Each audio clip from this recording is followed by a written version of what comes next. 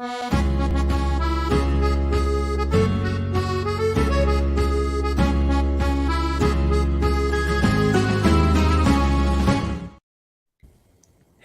and welcome to Net That Haul. I am FPL Nemo and I'm joined by my co-host at FPL Lens Gabriel. There's just the two of us steering the ship today as Mariner travels back to the UK to spend Christmas with his family, but he has included all of his data and been working like the machine that he can be to make sure the show has an engine today and it doesn't fall apart with just the two of us. It's good to see you, Gabe. It's a second episode now. It feels like we're really getting started now. The season's well and truly almost in full swing again.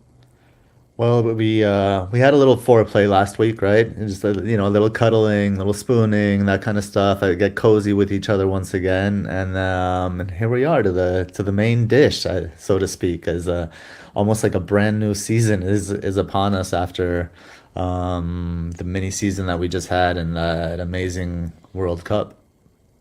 Yeah, I think we'll probably touch on the World Cup briefly as well. Obviously, I think the last time we recorded was either side of the two semi-finals. So it was before the final had happened. So I'd love to pick your brain for a few minutes about that as well before we go full swing back into FPL. But so for anyone who missed last week's episode, we did look at the defenders and the goalkeepers with all the metrics for NetxG and FDRs and Zonals. So if you do want to check those positions out, please do go check the other Gameweek 17 episode. Today, we're going to primarily look at the midfielders and forwards. It feels like there's more of them that we want than there are slots available in those positions. So I feel like that's what a lot of people are scratching their heads about as they look at their Game Week 17 drafts. We also have the return of the matchups, which is great to see. Obviously, the Game Week 17 fixtures. So this show will be a bit more focused on the week ahead. The last week was a bit more macro and it looked at longer stretches all the way up until Game Week 23 and included some talk about the doubles. So if you do want to, again, check back on some of that content you missed, please have a look. Before we go into the philosophy, let's just give a couple shout outs to the haulers who are here live. So we have FPL team Peter. Great to see you. Evening, mate. We have Donny FPL, one of our haulers as well, a YouTube member. Great to see you as well, buddy. FPL Sparta, thanks for tuning in. Blue Danube Joe, good to see you. The FPL Routine. Blonde, another one of our haulers. Ballroom Jam, season's greetings. Thank you for tuning in. Robin Popperwell, good to see you. Happy holidays. Getty FPL as well. Gaza, good evening. Merry Christmas all. It feels very festive today, this stream. Yes, it does, right? I'm enjoying it. Maybe I should have dressed up as Santa. I'm having regrets now about not doing that, but I'll think of a new fancy dress. Put it in the chat what you'd like to see me dress up as. I dressed up. You don't know this yet, but I dressed up as an angel for this stream in honor of the World Cup. Angel, the Gabriel, the angel. No, this is Angel Di Maria. Angel Di Maria. I see that you're proud of your South American friends over there. I realized I wished USA luck and you weren't really Team USA during the World Cup, were you? And I think the world realized it really did come home, South America, and it's nice to have it home. It's a good thing Mariner isn't here to hear me say that. I know, that's the only reason I can say that right now. His blood will be boiling when he listens back. Good to see you as well, William Frick. Thanks for tuning in, mate. Podner, another one of our haulers. What's up, Podners? Chris Irvine, good to see you as always. Evening, mate. Claire FPL as well is able to see this live. We've got 27 people watching live, actually. It is amazing. Thanks, guys. I guess the UK friendly hour doesn't just help me. It seems to be beneficial for everyone, apart from poor Mariner. But he gets up at 6 a.m., so I don't envy him. Strangely, it doesn't work for him when he's in the UK. Yeah, because he's actually in the UK. Yeah, so this is actually a UK-friendly time, and he's in the UK, but sadly not. And then a couple more shout-outs. Elron Cupboard, good to see you. And obviously Chris Mariner, the father of the show, sends his Christmas wishes to everyone who's watching and listening on podcast afterwards. And Dom says, Gabe looks more like Sergio Ramos than Di Maria, so make of that what you will, buddy. Well, Akib would call me more like Sabaleta. I thought he called me that. He calls me about 8 different names a show. Yeah, so he's got a bunch of different names for people. I think I have a lot of doppelgangers. But yeah, thanks everyone for tuning in. Without further ado, we'll get into the show, into the philosophy of the week. But as always, if you enjoyed this episode, if you find it helpful at the end, please do leave a like. It really helps us out. and subscribe if you're new to the channel, as we try to get to 2,500 subscribers going into the new year. As always, if you do become a YouTube member or support us on Patreon, if you're a podcast listener, you can get access to the data a few days in advance in the Discord server. There's about 30 of us in there now, and you can chat to us, chat to everyone else who's in there. And we're building a lovely little community of haulers, and obviously all the content will remain free, but it's just your way of supporting us and help us improve the show. And we have grand plans for the production and graphics going into next season too. So with the plug out of the way, I'm just checking if there's any funny videos to show before we get to the philosophy, but I think I'll save the funny videos for an kind of interval later on. Cool. So just thank you to the haulers on that topic as well. So we have our super haulers, Harbour Boy, Daddy Bot, Greenback Golf, Sarah Gatsby, and FPL Robbie. We also have our haulers as well: Dom, Tusk, Claire, FPL DG Boy, Akshay, C Hunt, Lindsay, Davindra Raj, Fantasy Football Casuals, Tom Gorushk, Blonde, S Scott is M, FPL Teacher, Oscar Arias, Doni FPL, FPL Mike Halpin, Jack Daglish, Nehal, Kevin Rose, FPL Safa, Podner, FPL Craig, and Dread FPL, who I believe is our longest standing hauler, almost at a year. So we're going to have to get him a Net That Haul t-shirt soon as well.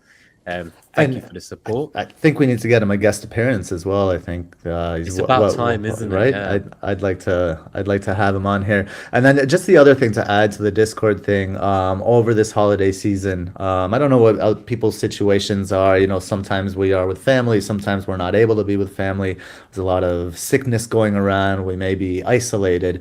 So if you are, there's actually a hangout section.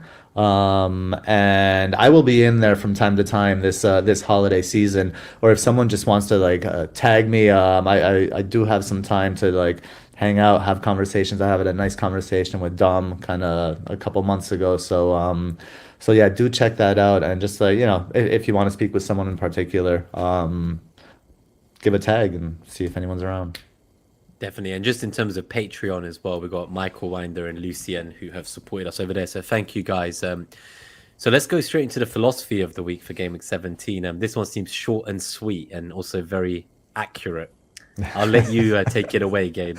I mean, there isn't much to this one, and obviously this one is geared to this one's marketed to Mariner as well, knowing his perspectives.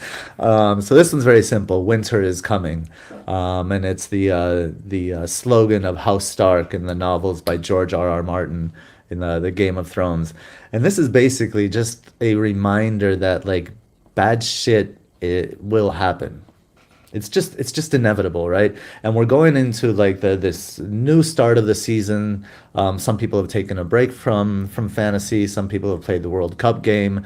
But it brings a lot of kind of excitement and hope, and it's kind of like a mini preseason again. But we know more than we did before the season started, but we know less than we did when the season took a break, I think. So we're gonna get calls wrong. We're gonna get a bunch of calls wrong, and kind of factor that into your planning because winter is coming. Yeah, no, I like that. I think for me, the part that really resonates is that we're about to have 3 game weeks in the space of 7 days once the game starts. So it's going to be coming in thick and fast. And, game week 20, it isn't actually that far away. Neither is game week 19, the double, because 17, 18, and 19, they're all going to be very quick. We're going to obviously have to churn out the content in between game weeks as well. So we've already got a schedule in place. So don't worry, guys. There will be episodes for the coming game weeks. I guess my main thing is it kind of feels like once the game starts on Boxing Day next Monday the 26th, you only really have to wait a few days and suddenly you have 2 free transfers again if you roll. Yeah. So it's I'm really looking to kind of go into it with that mentality. And I know that obviously maybe many of the players who aren't really as engaged as we are, they're going to be popping wildcards within 2-3 game weeks of it starting. So my plan is to build a team in Gameweek 17 that's maybe for a bit of a longer haul. And I don't intend on changing many positions in it. So it'll be interesting to talk today about some of those drafts and which positions maybe are the most valuable, have the most upside to be using our transfers with going forwards. But yeah, no, I'm just really excited, to be honest. And I'm glad the FPL's back. I needed the break. I've recharged and time to try and aim for that top 100,000 finish I aim for every year. It's been a bad start to the season, to say the least, but I have high hopes that things will improve. So I'm not going to really look at this schedule too much. Obviously, we've touched on the fact that it's quite condensed. There are, fixtures today in the League Cup. I think United play tonight, and then City and Liverpool play tomorrow. So there's a lot of fixtures coming. There's the FA Cup round of 3 as well on the 7th of Jan. So things are going to be very condensed, especially for teams like City, and they're not playing bad teams in these cups. They're playing other Premier League kind of big 6 clubs. So it's going to be interesting to see the rotation and what happens with players coming back from the World Cup. But if you want to hear more about the World Cup impact and what we think about that, you can check out last week's episode where we focused on kind of the psychology, the rest, the form of players, and what the World Cup will have meant in terms of those. So we won't waste any more time today on that, but do please go back and listen to that episode if you're interested. We're going to skip over the goalkeepers and defenders, as we said, because they're also in last week's episode. So we'll start today on the midfielders under 6 million, and then we'll look at some of the other midfielders too. I guess just to clarify as well, if anyone's listening on podcast and can't see the data, so this is ordered by the metric. The best player at the top, Miguel Almiron, and then I'm trying to learn. Yeah, I'm trying to learn. I'm trying to learn from you. But why don't you say it for the listeners? We know they really want to hear it from you. Honestly, I would say it exactly the way you said it, my friend. Miguel Almiron tops this metric in the sub-6 midfielders with good reason too, huh?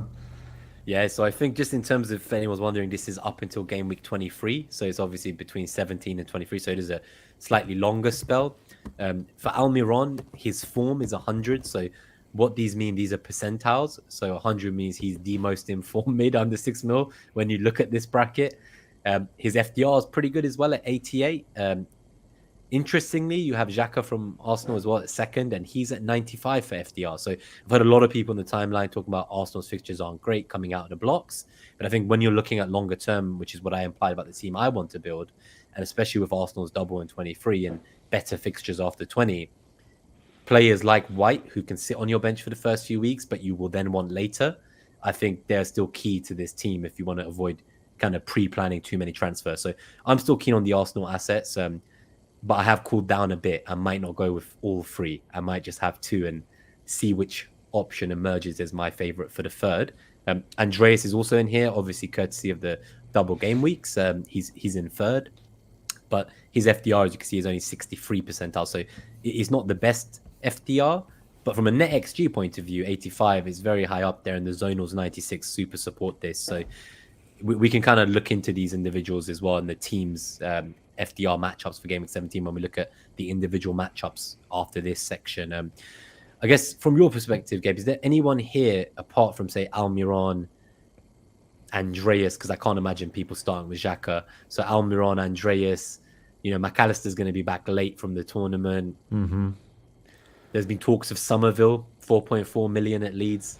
So yeah, on the metric. I did want to get to that, and obviously we'll get to the more kind of the fixture related questions in the matchups later. But just as an overview, right? At 4.4 million, if Somerville does kind of nail that spot, I think then that's incredible value, especially the way he's been used. I think Andy Martin's been talking about Somerville, and he's not sure whether he's nailed or not from my understanding. But he thinks that he could be, and then we'll get to what the matchup looks like for Somerville shortly. Because if you look at the NetxG matchup for him, it's surprisingly 80th percentile against City, which is really interesting, and we'll talk about that.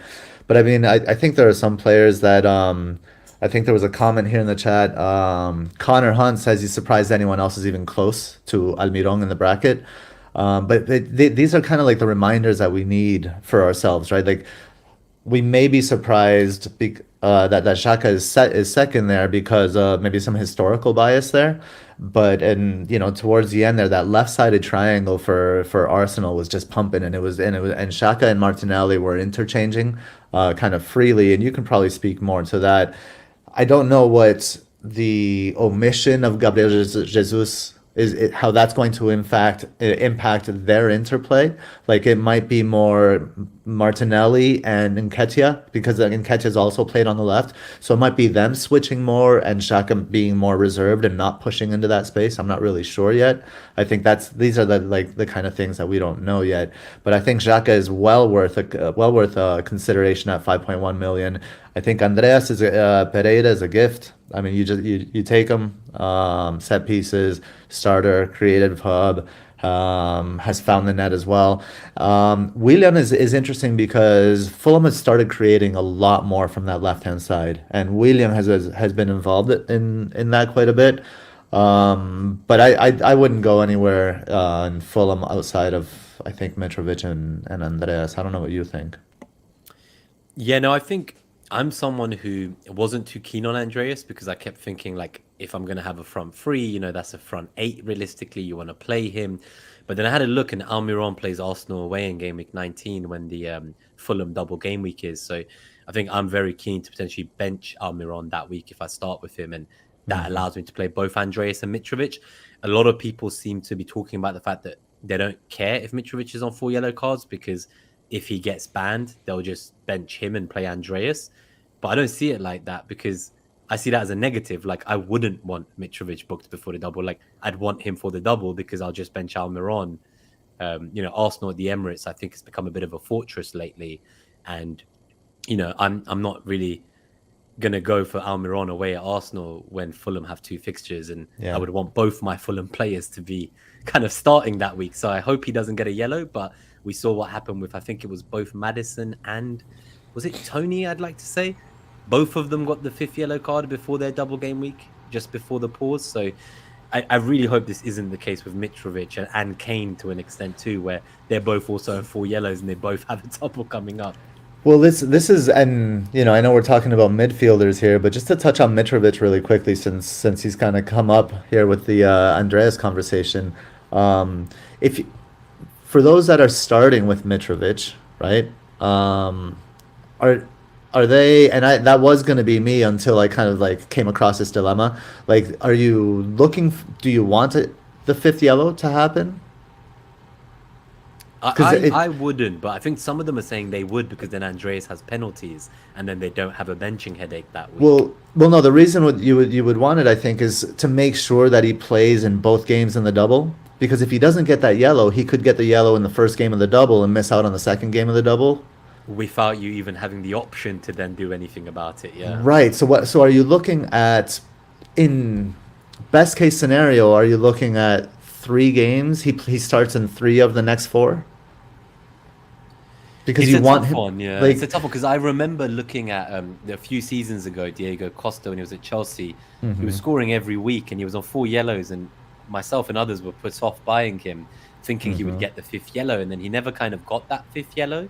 So part of me also thinks that I think if Mitrovic is the only player in your team on 4 yellows, you can probably afford to take that risk.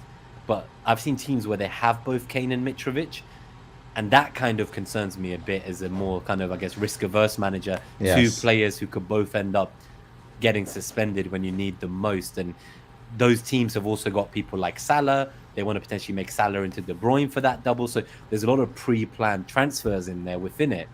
And it's kind of like some of them have Bruno Fernandes or Rashford. They want to make them into Foden potentially if they don't do the Salah to KDB move. So it's like, I just feel like having lots of pre-planned moves and then having 2 guys on yellow cards could come back to bite. But we'll look at the forwards in a moment. Yeah. I think let's go to the more exciting midfielders. But the key takeaway on the 6 million is that there isn't many of them. Pablo Zabaleta and Iranian King. There we go.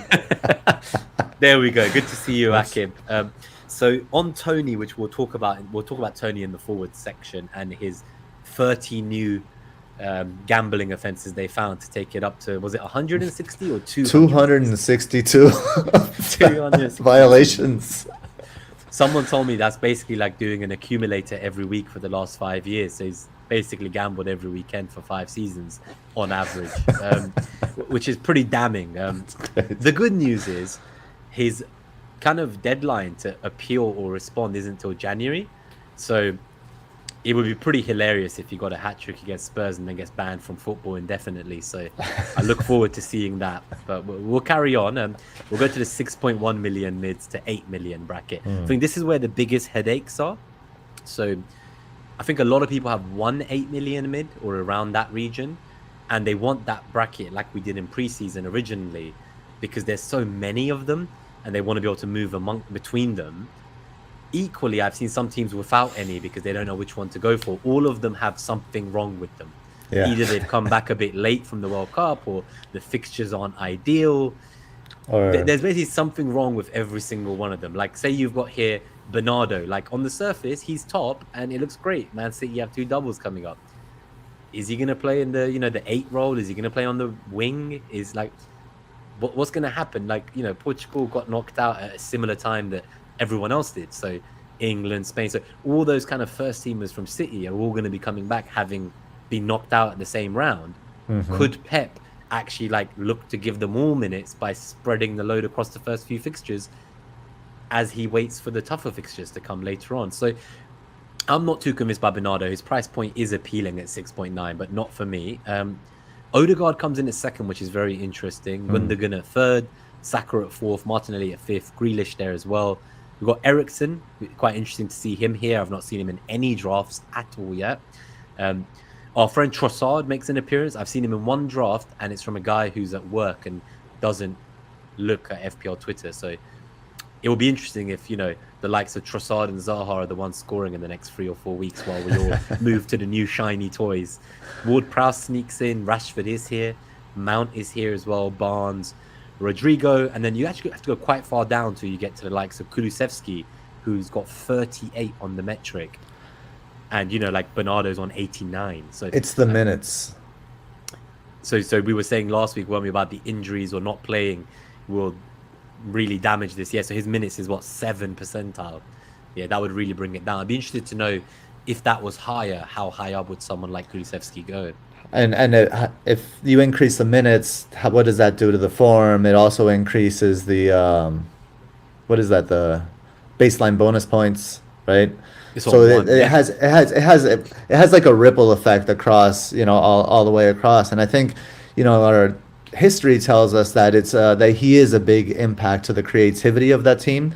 He's not, he's not the greatest finisher, but he can create chances from that right hand side. We'll see what the matchup looks like for him later. But I think Kulusevski's return is definitely a boost for Kane. If you had to rank these guys in this list, the 6 to 8 million bracket, if you had, let's say, a top 3 might be too hard, a top 5, let's say, where would you be going? Like, who would you be looking to start with? I would, yeah, that's a top 5. That's a good question. I would probably go Talisman first. So I'd probably go Saka.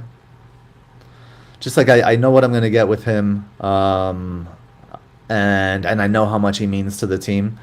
In addition, then I would want some kind of city coverage, but I don't think I don't think this is the bracket to find it. I think you need to go up. From I guess it's this interesting bracket. that Foden doesn't appear here at all. What is he, like 8.2 or 8 point? He just misses out, right? I think he's yeah, maybe he just misses out. I guess he might be in the next bracket, but we'll have a look. The other, I know he was obviously mysteriously dropped for 3 games in a row after being great, so that's also a bit of a concern with him, as always. Yeah, I'd say Rashford second, maybe. Yeah, Rashford. That's quite exciting because of the locked role. And then we'll see later. So last league home game that Manchester United played was October 19th, so it's a long time ago. So they'll be ready for this one, and that one they smashed Spurs. That's the one they dominated Spurs 2-0, and so I think Rashford is a viable number 2 in this list. I mean, I think Martinelli is obvious. I think if you've had him from the beginning, he's just a given. So there's 3, and then the rest I think are honestly kind of toss-ups. I think Odegaard. This is why I went for it, yeah, because I think the 3 are more obvious, but then once you add a 4th and 5th, it becomes a major headache. Yeah, and that's why the 4th and 5th. That's why going for Andres Pereira and Almiron makes so much sense, right? Players like this to enable maybe a Salah or someone in the next bracket that we'll look at. Yeah, so I guess from my perspective, I definitely love the Saka and Martinelli shouts. I've had them both in my draft this entire period, but I am starting to cool on it a little bit, if I'm honest with you. And we'll talk more about that in the matchup for Arsenal, but I am starting to question whether I would have both, because I feel like having Saka on top of Martinelli blocks me from all of the other 8 million mids. Mm-hmm. Now, there's people going with Mount ahead of, obviously, they've got 2 decent fixtures, and then they also have a double. That I would rate really Kulusevski concerns quite me. highly actually on this list. I would Yeah. maybe in the second or third tier in the top five there. Yeah, see, I think that's Kulusevski will my do well. debate. Yeah, so my debate is between Kulusevski and Mount, I feel, for that final spot. You could put Anthony in as a rogue shout as well. He likes to get a shot off. He could potentially be a slightly He'll more come up expensive later. option. Okay, well, we'll talk about him later then. Yeah. So I think, but the main thing for me is if you put me to a post and I had to pick between Mount and Kulusevski, I would personally be going for Kulusevski just from my point of view. Something about Chelsea's attacking kind of creativity, it doesn't bode well with me. Like, I know Potter's had some time off and tried to get them all to work well. I feel like Mount is only a shoe-in into some teams just because he purely has a double and because he's the most nailed, we think, to start. But if you talk to like Chelsea fans as well, they're not very high on like Chelsea's attacking prospects. And I believe they're No. like, like bottom 3 for like XG created in the league. So Mount himself has like 3 returns this season, and I started the season with him, and it was instant regret. That's all I've got to say about that matter. Mount would be quite low on the list for me. I mean, so many. Yeah, I'd put so many. Not even a consideration. And when we get to the matchups, we'll see why. All those points you mentioned, I think, are very fair. Cool. And I think going on to the next kind of bracket then, so 8.1 million plus, this is where you've got your De Bruyne is sitting at the top on 94 in the metric for the podcast listeners. Salah's there in second with 79, so quite a big drop off between De Bruyne and Salah. Mm-hmm. Fernandez is there in third on 73. Then you've got Foden on 72. Another big drop off to 57 for Maddison, 54 for Son, and 49 for Sterling in the metric. So I guess any thoughts here? Because I imagine most teams will have one of Salah or De Bruyne. I know we've toyed with some drafts with both, as well as Haaland, so like a freemium, if you like, with the likes of Martinelli, Almiron, Andreas, helping to fund a freemium. It is possible now more than ever. But what are your thoughts? Because I think, was it you who raised the point to me of maybe starting with both De Bruyne and Salah and seeing which of the people in the previous bracket of 8 million emerges to then move down to? Is that something you're still considering? Yeah, so this it's just an area that's with a lot of uncertainty. I think all of those 8 million midfielders, and 6 to 8 million, they have risk, of course. The premiums have obviously less risk. I think Foden, yeah, belongs in the other category at 8.3, and Madison as well at 8.2. But yeah, so I was thinking, given that winter is coming, right, starting with the philosophy, and then moving into like the picks from the philosophy is like I want to kind of like be safe. So I was thinking about maybe trying to fit in as many of these premiums at the different positions as possible. So I want like Salah at the different attacking positions at least. And so I'm seeing how much higher De Bruyne is than Salah. And I know I wanted Salah because of the rest that he's had, and he'll be super motivated after seeing everyone else have a nice World Cup. So I just that's just kind of like it may not be value, but I do believe it will be points because I won't be captaining Salah. I think one thing that appealed to me was this idea of having the option to watch Man City and make the decision of whether it's Foden or De Bruyne I go for closer to the double after we have a better idea. And kind of the thinking behind that was that with those fixtures, especially the League Cup for City versus Liverpool and then the FA Cup City versus Chelsea and the tightly packed schedule, I kind of worry a little bit that whichever one I pick might not necessarily start all the Premier League games. So I would like to wait and see. And that was part of my thinking with having someone like, say, Saka and also Salah, because then I could make that call. Do I want to make my 8 million Saka into Foden, or do I want to make Salah into De Bruyne later? The caveat is, this kind of reminds me of when I didn't have Foden between like game week 8 and their blank, and he was getting loads of points, but no one was buying him because they were waiting for the blank to finish before them buying him the week after, which he then got dropped indefinitely from. So Exactly. part of me thinks, you got one of the best teams in the league. And, I think we learned last year that, I think we said this a lot, didn't we? That picking good players from good teams perhaps over doubles. And they have a double as well. So it's kind of like, is it maybe overthinking wanting to wait and see? Or do you think it's a valid concern with the fixture congestion and the tough cup games they have against big opponents to potentially start elsewhere, maybe with like a United player, say like Bruno Fernandes, a few good fixtures, go for them first and then make the call for which third City player to get later? Well, what are your thoughts on that? I mean, if you're considering whether to start with three City or to bring one in later, I mean, I think you want to play for upside, and the nice Mm-hmm. thing about the like, so I kind of like prefer the fewer assets but higher quality or more Mm-hmm. talismanic, right? So De Bruyne and Holland I think are they're just too obvious to start with. You know they'll start. What their role is exactly. You know, De Bruyne's role changes, Holland's role doesn't, and that's why Holland never leaves your team. But De Bruyne's role changes, and if you see Foden starting, you could go De Bruyne to Foden and then upgrade somewhere else. That's always super easy to do. Or you could go De Bruyne to Bruno, but Bruno's fixtures are actually better. Like the first couple fixtures are better than afterwards. They get worse. So you probably, if you want to do Bruno, you'd have to start with Bruno. But I think these players that's why I favor going like I can start with two Man City. If De Bruyne is one of them, I can downgrade De Bruyne, Foden starting De Bruyne to Foden, and then bring Cancelo back in if he's looking like an attacking threat, or So bring use that the money third to City upgrade in to elsewhere, yeah. upgrade and bring that third City in as asset in. Maybe it's Julian Alvarez, for example. Any love for free attackers, I guess, on that note? So I've seen some teams choosing to not go for a City defensive asset in the hope that there'll be free attackers they can have for the two doubles. I think it's viable, but equally, we've said there's more players we want in these midfield and forward positions than there are positions and slots. So part of me thinks like, is that just maybe attacking a bit too much? Is it still too early in the season to be going that differential with free attackers? Or is it viable? Because, there's talks of Edison, there's talks of Walker, there's talks of Cancelo.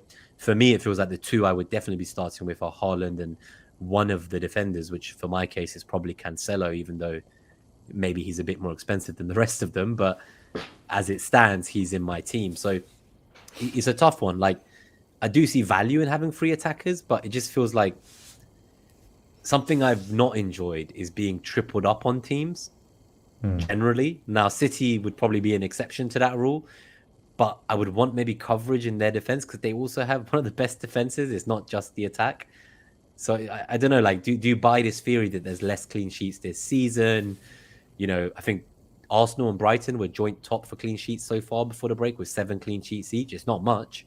Back in the days, you'd expect like maybe 19 clean sheets from your premium defender from a City. Are City Yeah, going to get 19 clean sheets, or is it actually pretty viable to be going for the attackers? I mean, I think it is viable to go for the attackers. I wouldn't go for Foden, De Bruyne, and Haaland though to start because that's a lot of risk if Foden isn't starting, and then you say if Foden isn't starting and you have a player like Mitrovic or Kane with 4 yellow cards, and both of those hit right after the first, right after Gameweek 17, and you're left scrambling. I think that's too much risk. But I think to eventually go with, say you if you're starting with somebody like Mitrovic and he does get that fifth yellow card, or you're starting with someone like Nketiah and Nketiah's not really on the final ball. That's like Saka and Martinelli doing most of that. You could go like Nketiah to Julian Alvarez. I think Julian Alvarez is the perfect third City attacker if he nails down kind of like that right wing position, which I think he could because that's a position where Pep has rotated most of the season.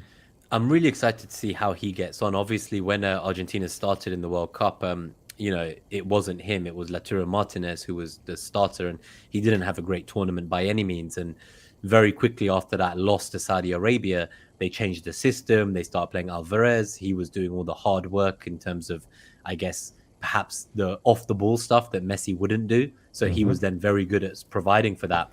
I see Holland in a similar way where he's not necessarily going to be doing much off the ball work or defensive work.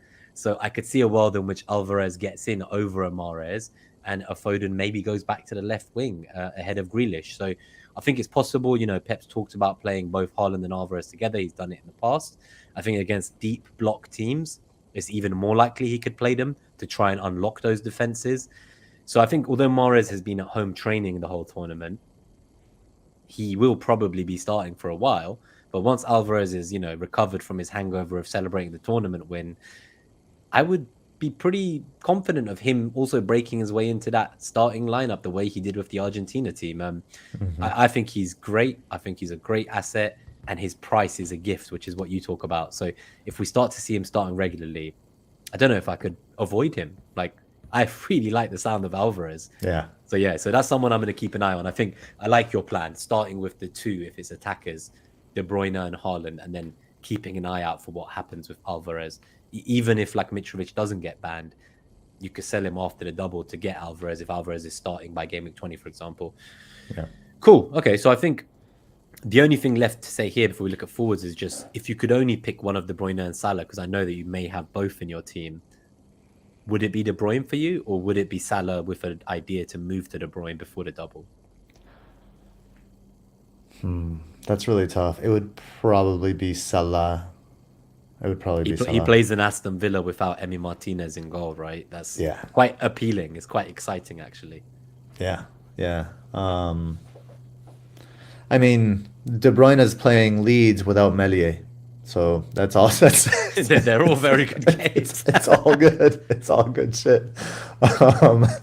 So I don't know. That's a really tough one. I think obviously the numbers say De Bruyne. And it looks like it's the fixture that elevates De Bruyne, but it's all because the Salah fixture is reading with Emi Martinez. If Emi Martinez was there, would that change things in this metric? I think they're actually much closer than the metric shows because of the lack of the goalkeeper. I think it's a bigger hit for Villa than it is for Leeds. And I guess because it accounts for both of City's doubles in this, they've essentially got 2 extra fixtures to benefit from in the metric compared to Salah. Whereas if this was just, let's say, game week 17 to 19, and then you were going to sell Salah, I do wonder how different it would look. Cool. All right, let's go to the forwards then. Haaland is obviously top of the metric with 78 for the podcast listeners, but Darwin sneaks in at second on 73, closely followed by his friend and club compatriot Firmino on 71. Kane is up there as well at 68. Callum Wilson's still here on 66. Alvarez, as we mentioned, is here on 64. Mitrovic on 62. You go down a bit, you have kind of Adams on 54 from Southampton. You have Ings from Villa on 54. You have Tony on 53. You have Havertz here as well on 49. You have Martial on 47. And I'm not really sure I'm going to reference anyone else in that list personally. I've already included a few that are a bit rogue, let's just say. Well, I guess, what are your thoughts here? Like, is a front three like the obvious choice? Because I've tinkered with some teams where to afford both to afford all of Haaland, De Bruyne and Salah, I can play like a 4-4-2 where there's like Andreas is the 5th mid, Archer is a 4.2 forward, and I'm playing 4 defenders every week. That's something I've considered. But do you think that there's too much value in the forward line to not have all 3 of them? I personally do, yes. But I think you can make up that value with the savings. Greenwood is 4.2, right? And he's gotten some playing time. So I wouldn't put anybody off of a here's the thing, if you're playing it would mean, I guess, that it would mean you're going 4-4-2, which means you're going a little bit heavier in defense. And what I don't like about that is that none of the data supports putting more money into defense. I'm looking to take money out of defense because of the way all the metrics look. So while I do think that's viable because you can get savings with a 4.2 forward on your bench, I think you're taking money out of a position that's actually performing in FPL this season, and it would mean putting it into a position like defense, which is performing less. So I wouldn't be in favor of that approach. So I guess just to give some perspective as well. So the drafts I looked at, it felt like most of them for me, and a lot of teams I've seen had kind of Cancelo and Trippier as 2 of the defenders that will always start. Mm-hmm. And then the 3rd position was perhaps like a James, right, at 5.8 million. And there was like a Ben White who was the 4th defender on the bench and never actually plays. So part of me was kind of thinking... So they're playing Pereira? They're playing Andreas in the 3-5-2? Or they're... No, there's a free... Sorry, I'm talking about the 3-4-3. So as in like most teams... the 3-4-3. Sorry, the 3-4-3. But then someone like White is on the bench. So I guess what I'm saying is it's not necessarily for me about dropping that third striker. Isn't necessarily about investing more in the back line. It's about playing someone like a Ben White or a Botman at 4.4 as a second Newcastle defender every week, and that would be the fourth defender, someone quite cheap who's you already have but is rooted to your bench. And it would be the difference between, let's say, having like a Mitrovic plus a Saka or a KDB and like a Greenwood. So it's actually what's changing, I suppose, is that you're kind of playing KDB plus White every week instead of Mitrovic plus Saka every week. So that I mean, math it's a bit like, doesn't yeah, exactly work out, but but I see your point. Maybe to have an extra premium in midfield or something like it's that. more about having the extra premium than anything else. Yeah. But I guess what I'm saying is there's a way to have that premium by taking money out of defense instead of taking money out of that third attacker. So instead of having Cancelo, James, Trippier, Ben White, so and then obviously your cheap whoever that's going to be, Patterson or Hugo Bueno or whoever, right? I mean, there's your top four are 4.7 up to 7.2, whatever Cancelo is. So that is quite a lot of money. So instead of having those, you go cheaper there, and you don't have Cancelo, and you don't have Reece James, or you do have Reece James, but you drop Cancelo to like a 5 million, like a Gabriel, right? And then you drop Ben White to like the other cheap one. Patterson and Bueno. Yes, I was going to say I had a look at a freemium where Mitrovic still manages to survive the call, so there is a third forward. Yeah. But to make it happen, it's Reece James that gets sacrificed essentially. So, but you keep Cancelo. Yeah, so you keep Cancelo, you get like the Trippier as well, nailed in, and then you bring in someone like the White, or you make him a Gabriel, and they play every week as your third defender. And then, like what you said, you have a fourth and fifth defender that are both 4 mil basically. Yes. And they are the bench with Andreas. Correct. So that was that. I prefer that setup than having the extra money going up to James in defense and taking out Mitrovic. I guess then the debate becomes that kind of theoretical, hypothetical scenario I put in front of you, it ends up concluding as basically being like a James versus third striker debate almost. It's like, do you have a fourth defender that's James, or do you have a third striker that's like a Mitrovic or an Nketiah? Right. Do you want Chelsea defense, or do you want Mitrovic? Yeah. I think that's where it gets to, and that's where it's quite interesting, because I was very happy with that freemium team that didn't have James. It was just the nerves of those fixtures, but equally we know he's not. Is he gonna really be playing every game in that congested fixture schedule, coming back from a serious injury? Nope. No, he's not. Tough, man. No, he's not. It's James. James -1. It's James -1 match. So I think it's FOMO. It's the FOMO of James, because it is. I could get to a team I would very much like with both those premiums of Salah and De Bruyne, and have all three strikers. On that note, obviously Haaland is in my team. I'd be shocked to find a team without him. Darwin, there was a lot of talk about him. I think if you don't have Salah, I don't see why you wouldn't have Darwin at like 4 million cheaper. Yeah. And he should be more assured minutes-wise as well, obviously, with both Jota and Diaz extended injuries. What are your thoughts on having both, though? Having both Salah and Darwin? I think it's definitely worth considering. Let's circle back on that question in the matchups. I addressed that it's addressed specifically in the matchups and the reason. So just on Darwin, do you feel that Haaland and Darwin, I feel that they picked themselves for me. So then that only leaves one slot, and that's where the debate I think should be based on the metrics. So it's the idea of, do you start with a Martial, a Wilson and Nketiah for the first few weeks, wait to see if Mitrovic's yellow card plays out, and then if it doesn't, do you then move to him for the double in 19, or do you just start with Mitrovic? That's kind of, I guess, where the debate lands. Yeah, exactly, and that'll depend on kind of people's expectations of what's going to happen and the players they like and all of that. I think that's a question of taste. Either way, that makes sense. There's logic to either way, right? And then it's a viable question when you reach the double. Is Mitrovic really your best transfer in at that point? Because knowing the risk if he does get the yellow, and then knowing the pitfall if you don't bring him in, you're in a Diego Costa situation like you mentioned. So it's there are some important decisions. Like we have 3 game weeks in a week, and within those 3 game weeks, there are really important decisions. I think that will be differentiators in the ranks moving forward. Yeah, because I feel like majority of the positions are going to be similar. Most drafts have maybe 11 out of 15 look pretty similar, maybe 10. Of the starting 11, I'd say there's at most one or two players that are different to each other. And those are like the third forward in this scenario, or they're the Almiron Martinelli position, or the Yeah. James position. So it's kind of like that's literally what it's going to come down to. Like our rank fluctuation is going to be: did you go James or did you go Mitrovic? Did you go And well, we Almiron or have did you some go options as Martinelli? well. Yeah, yeah. That will Yeah, look forward, and it's going to be basically what you feel comfortable with. Like you are, you know, you stick with that template. So you're thinking you're seeing people go with James, and you don't want to be left behind there and not yeah. not boat. So I totally feel you. Yeah, And I guess what I get is what I guess the final point I'm trying to get across before we move on now to the matchups is I feel like there's going to be at least one player, no matter what, that we can't have in our team that will be a high owned player that can hurt you. And yeah. we're going to have to make a decision which one it is we're comfortable not having.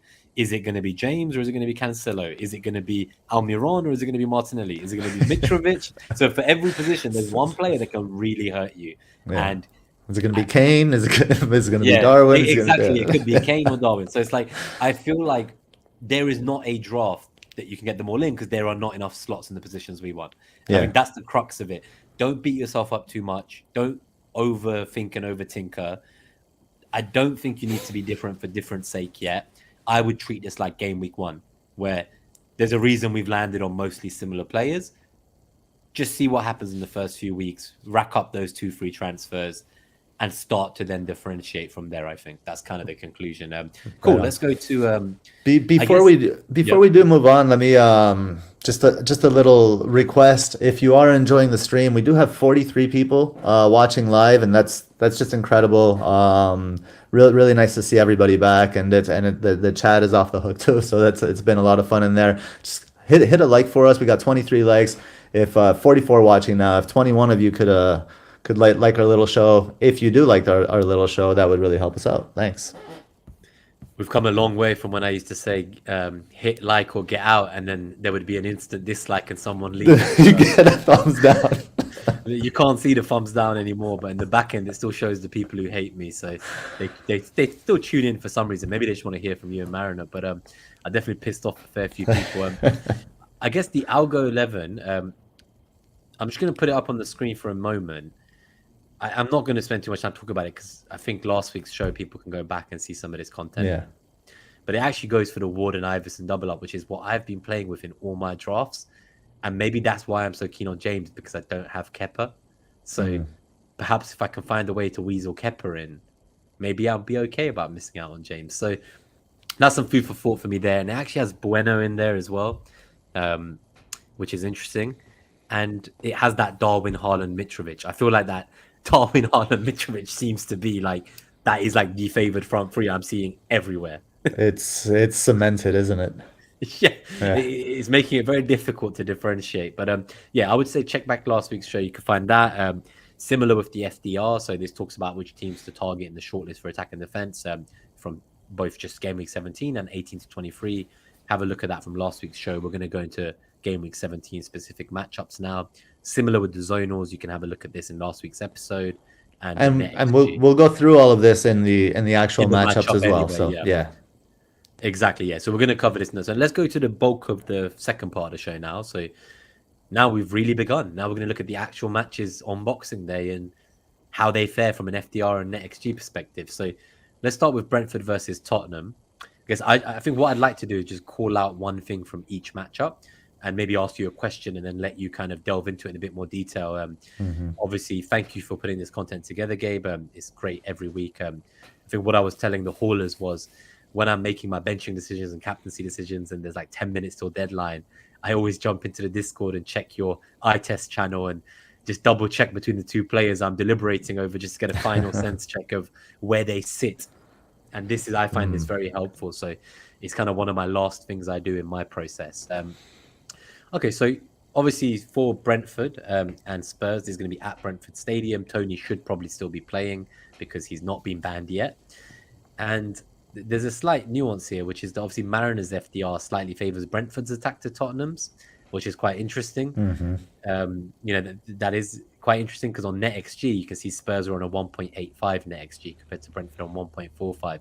So I guess my question is like, what are your thoughts? Like, do you side more with NetxG that this is better for Spurs attack, or do you think there's something in it from the FDR point of view that actually it's Brentford that are benefiting? Or do you think the FDR is weighting home advantage too heavily, perhaps?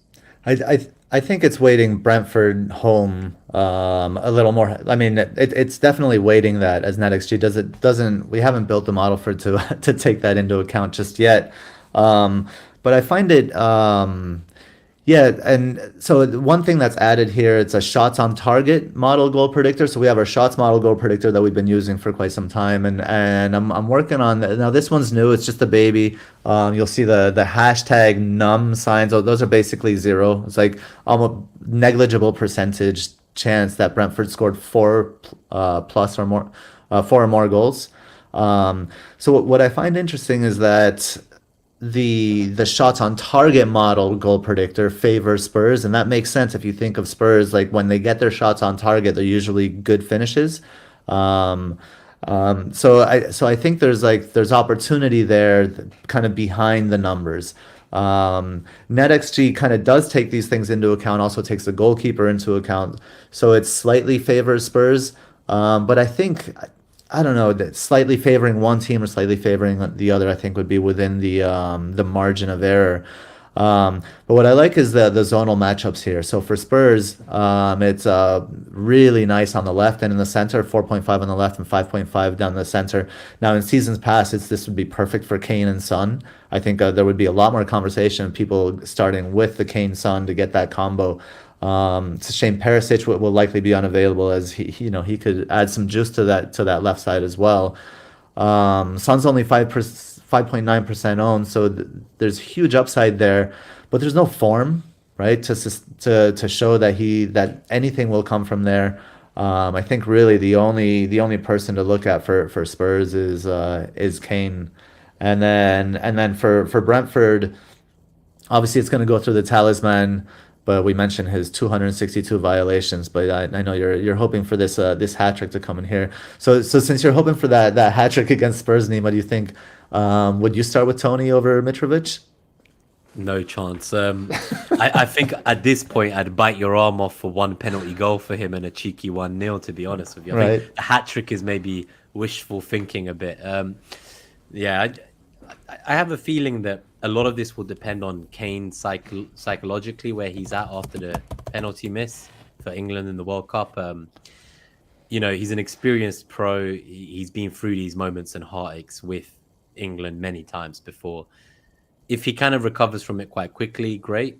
Obviously, we saw Saka come back from the penalty miss at the Euros final. Albeit he had much longer. There was a big summer break before he came back. So the shorter break, coupled with the fact that there's going to be a lot of fixtures, I do kind of worry. And then also just one thing I want to add to Spurs is that the model probably doesn't take into account is there are a few other players that are missing. So obviously Richarlison's out for a while, which is why people are interested in Kulusevski. I think Bentancur is not going to be starting straight away either. He's very key, I think, to their midfield. I would say their midfield has been quite poor this season, and with him gone, it could be even worse. So I do question what happens there, because does that mean Kane has to drop deeper without Bentancur there? I'm not sure. So again, I feel like I want to wait and see. If I had to pick an asset from either of these teams for this matchup specifically, I don't know if I could. I don't know if I have it in me to go for Kane. I think it would be Kulusevski just because of the price point, and just have him for a few weeks, see how that goes. I think he's the one I would want to go for. But I understand the logic for Kane, but do you see a front line of Haaland, Kane, and Nunes? I don't. So for me, it's Kane is going to take Nunes' place, and I don't think I'm willing to do that. Yeah. So good to see Mike Halpin, another hauler here. So he says Kane recovers from disappointment every preseason. That is a gut punch, Mike, indeed. Yeah, so I think, should we do a predicted score? I think that would be fun if we each give a predicted score for the match. Well, I threw a few predictions up there at the beginning of in the graphic there. So I'm gonna go with the 1-2. So a Spurs win 2-1. Tony gets his goal, however it comes. Maybe a penalty, maybe a header. With the 2.4 headed matchup there. But yeah, I could see a 2-1 with a brace from Kane and an assist from Kulusevski. I'm gonna, with my Arsenal hat on, go for a 1-1 there, a 1-1 draw.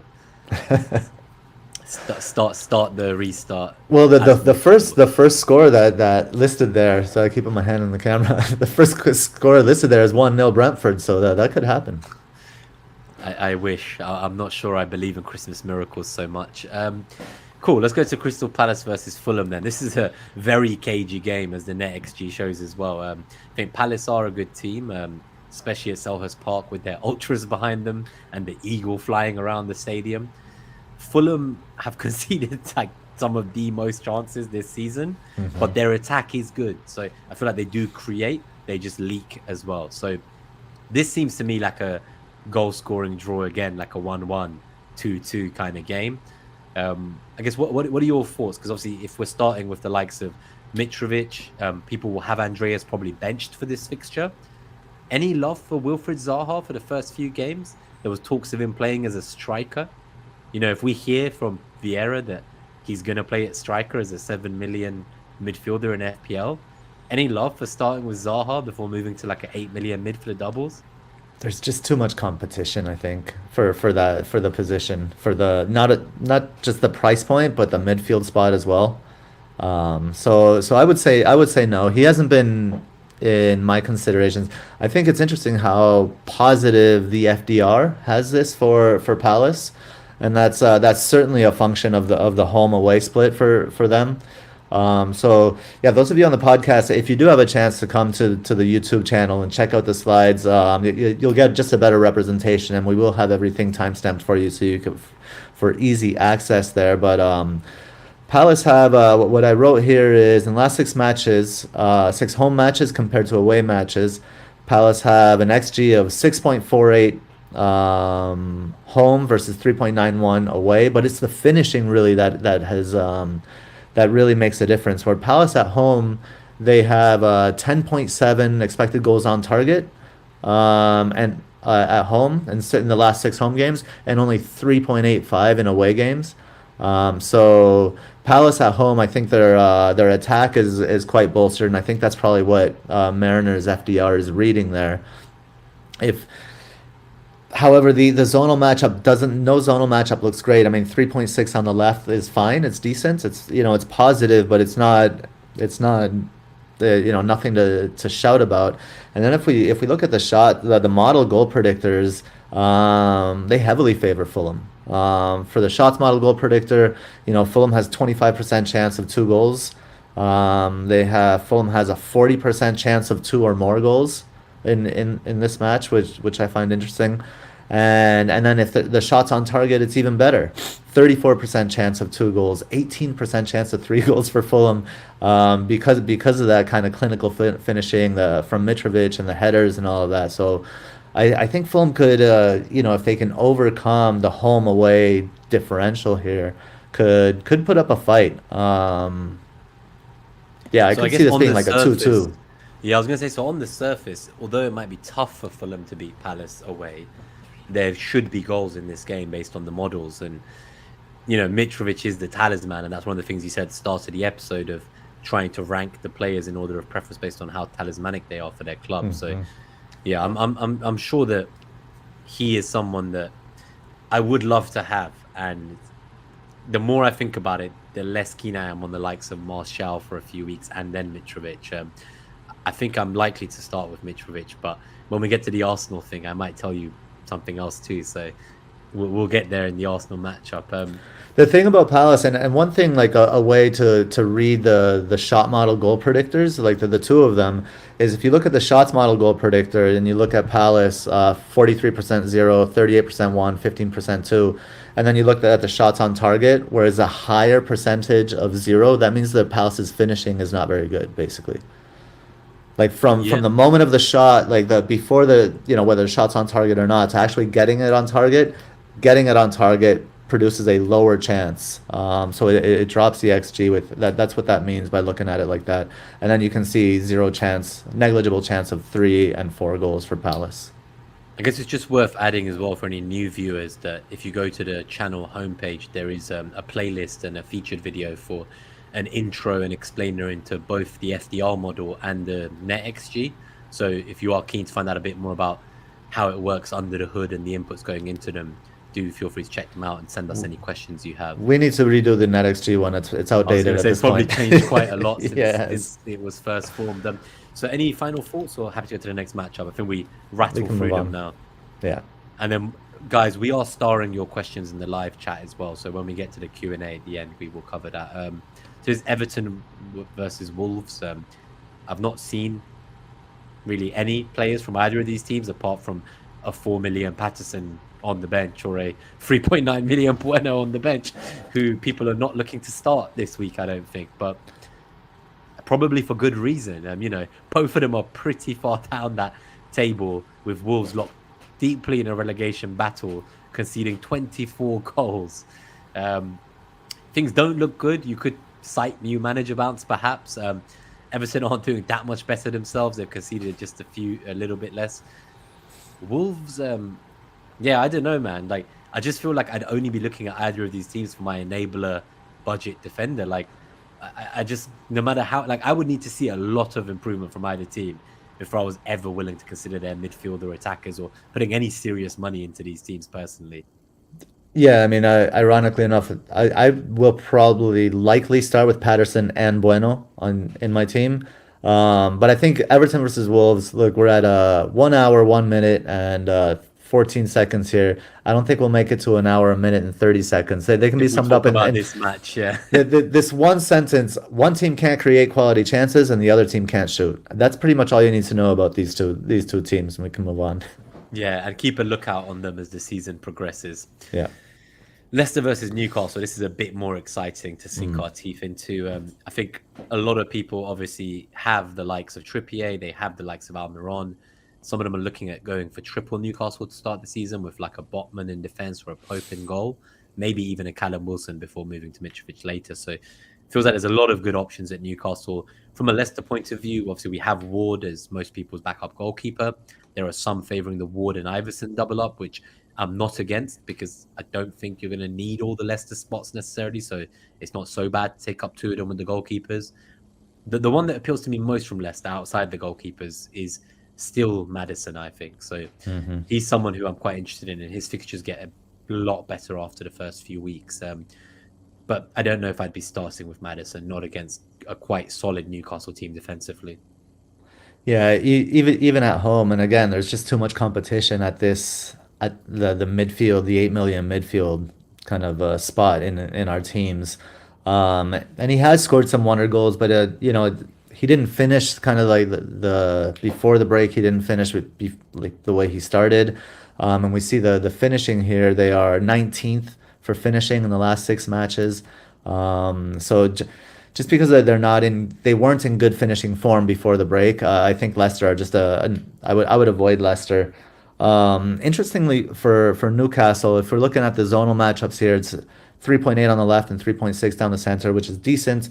And it's 3.1 on the right. So we're used to Newcastle creating on the right, and the right will create for the other places in the field. But I think the creativity could come from the half space operators, specifically like Almiron, operating more in the center than kind of wide. So I think Almiron and certainly Willock or Joe Ellington on the other side could be influential here in this one. I guess for someone like me, I've not had Almiron yet this season, and he is in my team now. I just feel he offers so much value, especially if you're trying to go for like a freemium like you might be, Gabe. So I feel like for a team that's a freemium, he's a shoe-in. But there are some serious debates about, we were talking about there's not many positions to differentiate and gain rank fluctuations in. I've seen some talk of, Almiron has been overperforming the finishing, and can he keep this up? Like, I think he missed a shot on open goal yesterday in the cup, and people are like, oh, look, he's reverting back to himself.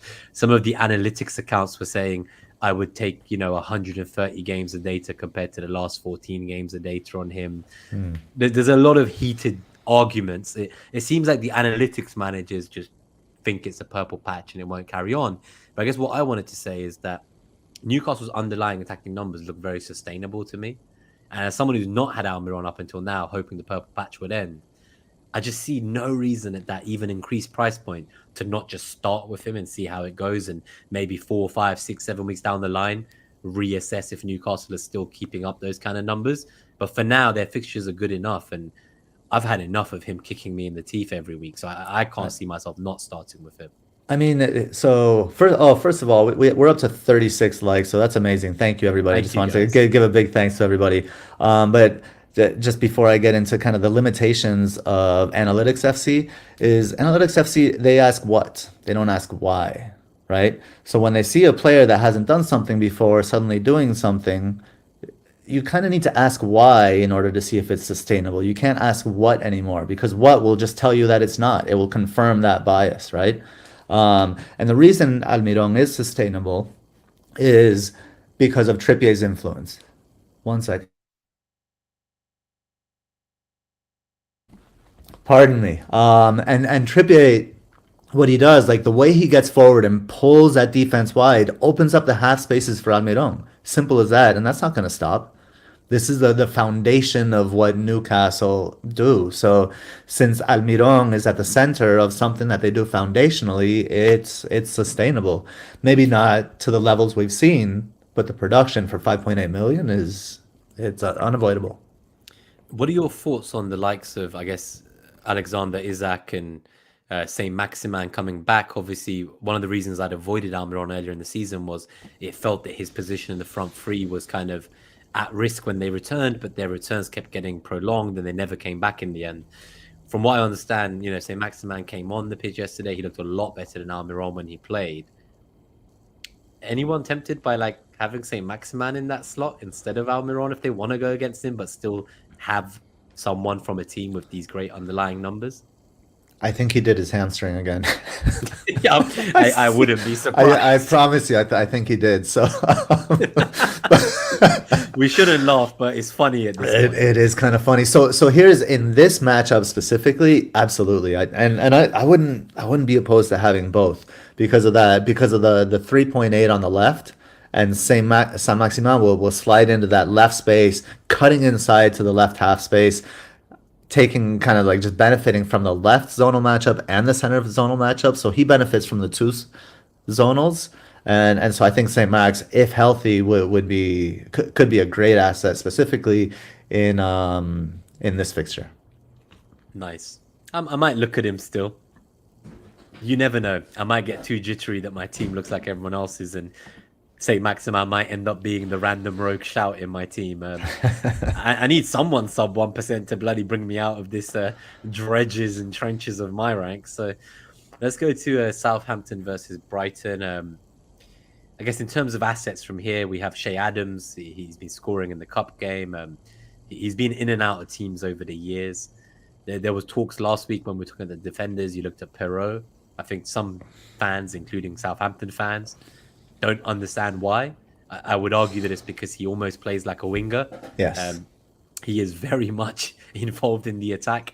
But are Southampton that good? I don't know. Their fixtures are okay, but I'm not convinced that this game against Brighton is great for them. Brighton, as we know, like to create a lot. They're quite a free-flowing attack, even if they don't convert the chances all the time.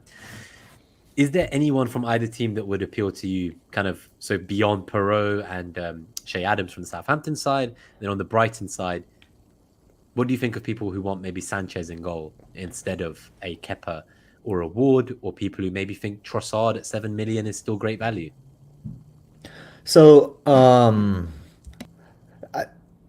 Che Adams' finishing has just been too poor recently for him to be a consideration, especially at 6.4. I mean, find the 0.1, get Nketiah, find the point. What is it? The 0.4 and get Mitrovic. Do something else. I think it's. I mean, 6.4 isn't cheap enough for that level of finishing. I don't think. Now, Sanchez is an interesting one. I haven't really considered him too much. I somehow just never expect Brighton to keep a clean sheet. And imagine you own Sanchez and you watch them play and you see him passing around the back and you see freaking central defenders stepping on the ball, and I don't think I could take it. So I think I'll avoid the stress of a Brighton defender unless that defender has some attacking potential. Like if you want an Estupinian in the right matchup, like in this matchup, I think Estupinian would be a great pick with 4.8 matchup on that left hand side. So someone like that, and Trossard gets moved around. I think the central matchup at 4.6 is extremely positive as well. So that's why I think Trossard is he's going to continue trolling those of us that sold him for the tough fixtures right before he started banging. Um, Now, I wrote here the downside to Brighton can be found in the contrast between the shot models. The percentages are similar, but the ranking changes. Notice how the Brighton is green in the shots model goal predictor, and then it's kind of like light white or pinkish in the shots on target model goal predictor. So they take a lot of shots, but they don't always get them on target, and that's where you're really hurting with Brighton, and that's in essence that's why I sold Trossard when I did before that, I believe the City fixture was that after the Liverpool kind of masterclass, they just weren't getting their shots on target, and it was just extremely frustrating. That all of that being said, I do expect them to handle a very young and very young Southampton team. Yeah, no, that's fair. I think the only other consideration before we move to the next matchup is with McAllister having gone quite far in the tournament and obviously not probably starting the first few games in the festive fixtures, you could argue that perhaps Trossard will be on penalties in this period, but I don't think that's a good enough reason to pay the extra money to get like a Trossard over a Rashford who has probably more enticing fixtures in these first three. So I think that's my thoughts on it. Yeah, McAllister's absence may be prolonged because I think he met a girl on the pitch there. There was some Instagram post where I don't know. I think they hooked up. He might not be coming back from Argentina for a few weeks. Yeah. So Aston Villa versus Liverpool is a great matchup. Obviously, we know Emi Martinez is not going to be in goal, so that probably weights it a bit more from a NetxG perspective, at least towards Liverpool than it is right now, because it does take goalkeeping into account here. Emery's obviously had a bit more time over this kind of almost like a pre-season to work with his team. I don't believe many Villa players were at the World Cup or went deep, so he's had some time to prepare. What are your thoughts here? Is there anyone from Aston Villa before we talk about Liverpool that would interest you? There's some Leon Bailey still out there in some teams. I mean, so we need to readjust what we think we know about Aston Villa, I think. And I want to turn our attention directly to the last model there, the shots on target model goal predictor, and they're basically identical. If you can see the Aston Villa and Liverpool, same percentage for across the board, and that's due to Aston Villa's improved finishing since Unai Emery arrived. They have the seventh best finishing in the division since his arrival, and it shows with the shots on target model. Danny Ings, 6.6 million forward, which nobody's talking about because they're playing a supposedly good team, but Liverpool haven't had a good defense this season. Danny Ings has 2 double-digit hauls in his last 5 starts, which is decent for 6.6 million. What's also interesting is NetxG likes Liverpool because of the number of shots that Liverpool takes, but their shots on target isn't great, right? They take a lot of shots, but not all of them go on target. Not many of them go on target, let's put it that way. But NetxG still likes Liverpool more because of that with 1.68 compared to Aston Villa's 0.96. But Mariners FDR has it the other way around. Aston Villa favored at home with 1.9, and Liverpool with for attack FDR and Liverpool with 0.3. So the FDR Mariners FDR really likes Aston Villa quite a bit more, and I think it's because of the recent finishing. Yeah, no, I think I'm keen to keep an eye out on them. Don't get me wrong. I think Danny Ings is a great shout if he can also stay fit, which we know he has some problems there. But Yeah, I don't think I'd be looking at any of them to start with, that's for sure. But one, I think it's a team to keep an eye out on and see what's happened in this mini preseason that Emery's had with them. We Mm-hmm. know he's quite a astute defensive manager. Maybe there's going to be some assets like Lucas Dean, our good old friend, who could come back into our thinking in the future. On the Liverpool side, I did have Robertson in my team before the final price rise of the kind of last part of the season. I'm not sure I'm willing to pay the 6.7 or whatever it is, or the 7.2 for Trent. I know they could bang in these first few games and we might scramble to get to them, but I feel like I need to see more from Liverpool's defense before I'm willing to go there. Now, obviously, Mm-hmm. Thiago's looking good. He's looking fit. That's always a big positive to Liverpool when their midfield is healthy and functioning. But I just feel like from a defender point of view, with the kind of the idea that Cancelo and Trippier are locked, and I might have like James at 1 million less than, Robbo with double game week coming up. I might want White or Gabriel to play as my third defender every week. I'm not sure I can go for a Liverpool defender yet. So that kind of just leaves Salah and Darwin. Darwin, I think he's going to be in my team no matter what. So then I'm pretty keen to start with Salah against a Villa with no Emi Martinez and make that De Bruyne decision potentially down the line, as we were saying, whether it's De Bruyne or Foden I go for. So I still really like Liverpool. I think it was a friendly they had. Salah and Nunes did both start. So Nunes is already back. He's already starting.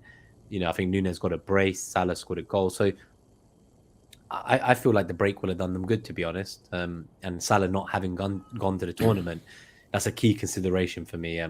Obviously, we saw how knackered he was after AFCON, and with the rest, I'm super keen to start with him. And I think lots of people have spoken about, I think Late Riser from the Wires talked about how in the last few games before the break, Salah was playing a bit more like an inside forward. And you can see it in the XG and XA numbers where that idea of being a touchline hugging winger that was earlier in the season, that seems to have reverted a bit. And Salah does seem a bit more central than he was. So I think that's quite good for him. And I'm keen to have both Salah and Darwin if I can, and make my decision on KDB down the line. All right, cool. Let's whiz through these and then we'll go to like the captaincy metric as well before we get out of here. So Arsenal versus West Ham.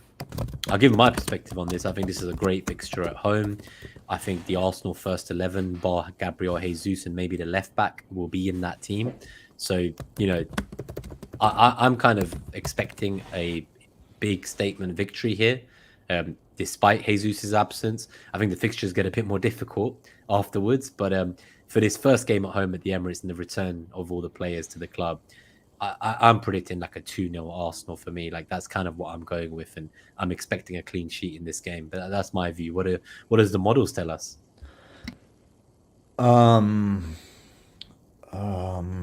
I just realized that I wrote the wrong triangle. It's actually I said the left-sided triangle, but I was looking at the West Ham numbers. But the zonal matchups indicate actually favorability for Arsenal's right-sided triangle. So I would switch that to actually Ben White, who has been getting forward a little bit more. Saka on that right-hand side, and Martin Odegaard. So rather than the ones, I'll fix that for the thread when I post the thread. Towards the end of the slides, there you start looking at the wrong the wrong cells. But yeah, I think like it's the models are all basically in agreement. This should be an Arsenal dominance. I do wonder if Moyes has if he spent the time to kind of look for some more defensive stability. They've bought a lot of just very attacking, creative players, and they seem like a side that's a little bit out of balance right now. West Ham, but they have had some time to kind of get things together. I think Ben Rahma has been their bright spot this season, but they're gonna need something. And the zonal matchup kind of favors him here. But I think they're going to need just more productivity from Bowen, kind of playing off of Skamaka in order to really hurt anybody. But I don't see it happening against you guys. Arsenal coming back off the break at home, even without Gabriel Jesus, and Nketiah is a he's a quality player. He's no slouch. He's not a donkey or anything like that. So he's gonna come in. He's been there a long time, and he's gonna know exactly what to do. You're on mute, I think. Can't hear you. Sorry, I was saying, yeah, he's been under Arteta for years now, and he knows what Arteta wants. I think people will be a bit surprised by him. Some Arsenal fans have been shitting on him all over the timeline, saying we need to buy someone. We're not going to buy a striker. We didn't pay him 100k a week to not play when the striker is out. Like, he is going to play. The question for me is he value to start with? And that's where my kind of Saka predicaments come from. So I've had Martinelli and Saka all this time. I'm now considering whether Saka could be someone like a Rashford, and whether instead of Mitrovic, I start with an Eddie and Nketiah. I think I prefer that to like a Martial and Saka. I think I prefer a Rashford and Nketiah model. Now, the reason I just want to mention Eddie is, I think some people are quick to forget the tail end of last season when Eddie got a run of games and he did fantastic. He got his brace against Chelsea at Stamford Bridge. I'm very hot on him. I don't think goal scoring is his problem. And I'm going to make a very bold claim here that people can clip and laugh at in 14 game weeks time. But I'm confident that he is going to outscore Jesus his 5 goals in 14 games in 14 games. He is a natural born goal scorer. He will miss the ones that we think he should score, and he will score the ones we don't know how he scored. I think his problem is everything else but the goal scoring. That's where the drop-off comes from, having a world-class presser. Like, Jesus is a world-class presser, and he's so vital to the way we play. And I think it's, Nketiah's all-round game and what he can do to, what level he can replicate what Jesus was doing for the team. But he has been, he's had a few weeks to train for this, and I'm a bit more confident. If this had happened, like, at West Ham, and 3 days later we were playing, and then Nketiah had to suddenly realize he's going to spend 3 months playing, I'd be more concerned. He's had the entire preseason of matches that we've just done to prepare to play this role. So I'm very confident he's going to play as the striker most games. And 6.5 million for the Arsenal striker, one of the teams with the highest XG. Like, yes, there'll be some drop-off, but I'm still convinced he's going to outscore Jesus in those same number of games.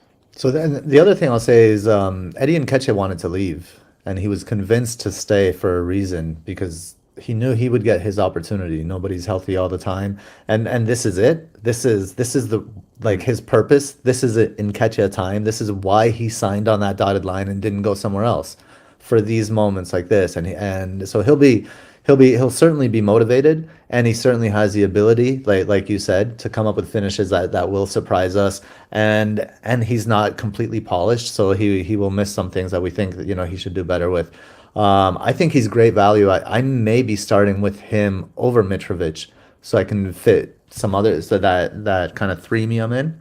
The other thing is, Gravy Dave is telling us here, Ogbonna and Dawson are the only fit center backs that West Ham have right now. So you're looking at Ogbonna, Dawson, Cresswell on the left, and SOU-BHA on the right. So I don't know. I think he could, in that center area is where there's going to be vulnerability maybe that we haven't seen as much this season. Yeah, so I think just I guess as a final point there on the defense from Arsenal, I think if you are going to have like your Arsenal defender to start with, because you want to have a team for the long term and for when the fixtures do get better for Arsenal from 2021 onwards and they're double in 23, then Ben White is someone you can bench at that price point and keep. But I do think if you aren't going for a Reece James and your Arsenal defender is your third defender and they're going to play every week, I would splurge out the extra on Gabriel just for the extra goal threat. I believe he has, last season he had 5 goals, which was the most of any defender in the Prem, and he's already tallying up to another 2 this season. So he is a major threat on set pieces. And when we play against teams that are weak at set pieces, I would be happy to start him every time. He's actually the player I had at the start of the season, and I've now gone down to Ben White, but it just depends on whether I have James or not. That's kind of my thoughts there. But yeah, like, I see an argument for having 3 Arsenal players to start with. I see an argument for having 1. I see an argument for having 0 and moving to them. I think it just really depends on where you see value to attack. But Saka is the main man. He is on penalties. I would be keen to have him over Nketiah, but that 1.4 million could go a long way for me, and it could enable a freemium, as you said. So I think having 0, I think having 0 is irresponsible. I think you need some Arsenal. I think if you don't, so the ones with 0, I think they have sold Martinelli basically. Yeah, which I don't agree with. There were some questions about Odegaard in the Discord, so I think we'll just take them now before we go on instead of taking them in the Q&A. So from the Discord, we had Dom Black Dragon, one of our haulers, asked, with Jesus missing out, does that make Odegaard a much better attacking option? Is the Arsenal midfield double up a good strategy? Kevin Rose, FPL Safa, also asks, is having Martinelli and Saka overkill when there are so many decent midfield options? So I think those are both two questions about Arsenal. I think the first one is, with Jesus out, does that make Odegaard better? I would argue no, because I think that Nketiah will be in the box a lot more than Jesus was. And the space that Odegaard was finding himself into quite advanced. It might not be as advanced with Nketiah standing in that zone. So that's my thoughts on Odegaard. But he is our leading goal scorer this season. So keep an eye out on him. He's very important and he comes in clutch with those free kick goals too. So is the midfield double up overkill? So having either Saka and Martinelli, or, you know, Odegaard and Saka, or Odegaard and Martinelli. I was keen on the Saka Martinelli personally, but in short, I'm not so sure. I think Martinelli I'm keeping no matter what. I'm not sure I want that second midfielder. I think there is value in Nketiah there, and I'm starting to steer that way personally. But there's value in the attacking double up, but having both midfield spots, that's where I think the cost is too high, because there's so much competition for the midfield. Especially spots. if the fifth is Andreas, you know, the fourth is like either Salah or De Bruyne, you know, the third is like Rashford. You're running out places quickly. Yeah, so that's the problem. I think I would love to have Saka and Martinelli for the rest of the season, don't get me wrong, but I think that time will come back in the future in a few weeks, and there's options to attack elsewhere. So before we look at the final two matchups, I'm going to put a quick break, a comfort break. I'm going to find a funny video. I won't put one of the super long ones. I think I'll put the silence clip. It's been a while since the tumbleweed where I embarrassed myself. So this was when we had our first ever guest at Net That Haul, Tom Stevenson.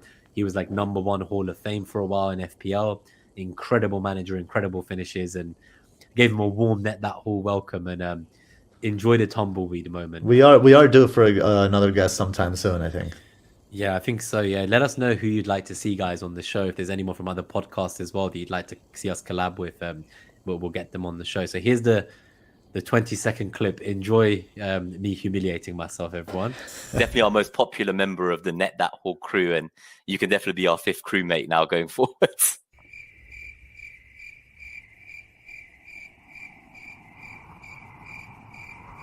Definitely be our fifth crewmate now going forwards. Hello, darkness, my old friend. So, just while we're here as well, guys, so please do continue. So yeah, please do continue to hit that like button and subscribe button if you're new. If you enjoy the self-deprecating humor, especially. We have some more clips. I might show one at the end of the episode with Nick Triggerlips, another great FPL manager, when Gray from Everton scored live on stream, and he lost his shit is an understatement. But yeah, I'll show that clip a little bit later on. Let's get to the final matchups, and then we'll go to the live Q&A and the captaincy metric for Gameweek 17. And so this is Chelsea versus Bournemouth. It is a pretty big one. Everyone's considering Chelsea assets. You know, do we have one? Do we have two? Do we have three ahead of the double game week? I believe the fixture after Bournemouth is Forest. So these are some pretty tasty fixtures leading up to the double, aren't they? Yeah, so you know, we said we'd come back to Chelsea when we looked at the matchups here, and check it out. We have the NetxG, and this is, you know, Chelsea home, Bournemouth away. 1.43 NetxG for Bournemouth, 1.34 NetxG for Chelsea. As far as the FDR is concerned, it's a -0.6 for Bournemouth and a positive 1.4 for Chelsea. That may be surprising for some people, but I wrote here Bournemouth have scored 10 goals in their last 6 Premier League matches. Chelsea have scored 5 in their last 6. Tavernier leads all Bournemouth players in FPL, and he's a key creator. Like, he just bombs down the wing. He can play on either wing, which shows versatility. He's got the late runs into the box. He's got the early runs into the box that sends crosses in. So he's kind of become a focal point of theirs, and I think that's at 4.9 million. He's really interesting value for those looking to maybe differentiate from, I don't know, Almiron or something like that, save a little bit of money. I think Tavernier could be an interesting option. And then lastly here, in this kind of lackluster really fixture, the last thing I'll say is the Chelsea matchup on the left, the Bournemouth matchup on the left is decent as well at 3.5. But the Chelsea matchup on the left, 4.4 is really interesting for a player like Sterling, 9.7 million. Again, that's another midfield spot. Is now these are you really going to spend a midfield spot on a punt like Sterling? Probably not. But if Potter's system is kind of like coming together, if they've been working on some good things, and if Sterling is not a wing back, which he has been shockingly this season, then something could open up there on the left hand side for Potter's side. So I think for me, I'm only interested in the defenders to start with. I think they're cheap enough that they seem viable. Kepa's 4.5. We need to hear about his fitness first. If you have Danny Ward, you can play Ward for a few games until Kepa is hopefully fit, if he's not fit to start on the first day. James at 5.8 seems pretty appealing as well. So I think they're all great options, even having both of them. There isn't an attacker that I'm interested in yet. I'm not keen on Mason Mount at all. Interestingly, Zoff from The Wire, who is a Chelsea fan, he said if he was forced with a gun to his head to pick one attacker, it would actually be Sterling. And he reckons that he's not going to play wing back again. So that's some food for thought, because my favorite drafts at the moment, they don't actually have a freemium. They have a 2.5 mium. So they have Haaland, Salah, and Bruno. So this could tempt me, looking at this, into maybe having Sterling instead of Bruno up until that game week 19, and then moving Sterling on to either Foden or Salah on to De Bruyne. So I'm still trying to keep that third City spot open and flexible. But, you know, Bruno's a punt. Like, Sterling's a punt too. Like, you can't tell me Bruno's fixtures are that much better. Like, Sterling has 4 matches, Bruno has 3. So there is, I think that's an interesting one, because I hadn't considered Sterling at all. The ones who I want to keep an eye on are both Pulisic and Ziyech, who had great World Cups. And I can't understand why they wouldn't play with how lackluster Chelsea's attack have been this season. Like, I would hope to see that they can make their way into the team at some point. Like, I know Ziyech needs a break, but like, surely Pulisic starts this game, and hopefully not in the wing back. Where is he going to start though? Like, as a wing back. Yeah, exactly. So start as a wing back, or like Pulisic was good on that left hand side for the United States, and that's where Sterling plays. So it's not a good fit. And Ziyech needs his Hakimi. He had it with I forget who the right back was at Ajax. And he doesn't have that unless Reece James plays. But when Reece James has played, he's tucked into midfield. So sometimes Sterling is just right centre back as well, right? Yes. I mean, exactly. So Ziyech, it just hasn't been used. Like, the team isn't set up to use a player like Ziyech, and so I don't think. What despite about Aubameyang? He's a bit cheaper than Sterling. I wouldn't go for him, but let's say you found out he was on penalties and he suddenly starts banging in the first few games. Is there a world in which you'd be tempted to go to him for the double? Not this month. Okay. Keen. You got to wait and see more from him. Yeah. You think he's washed out? Yeah, I would agree. Cool. Okay, let's go to this one, and then we'll go to I think there's only 2 left. So United versus Forest. We won't spend too long here. I think the key thing here is just these fixtures are great for United, as we said. I think a lot of teams have Rashford. And that was part of the reason why I'm not so sure about having Saka as a double up with Martinelli anymore, because I feel like Rashford is cheaper than Saka, and I could do a lot with that money. It could get me like that Reece James. I also think Rashford is going to benefit from Ronaldo going. I'd like to kind of think that that's a good thing for him, but people are saying maybe it's good for Bruno because he becomes the main man again. Maybe he's on penalties. The worry I have about Bruno is he's quite an expensive punt. And with Rashford being so much cheaper, you know, if there's people debating they'd rather have Nunez over Salah because he's worth it more, why is Bruno suddenly worth it more than Rashford, in my opinion? Like, and I think one of the good things I heard was that essentially, like, we just assume Bruno's going to be like what he was before Ronaldo joined, the main man, the talisman.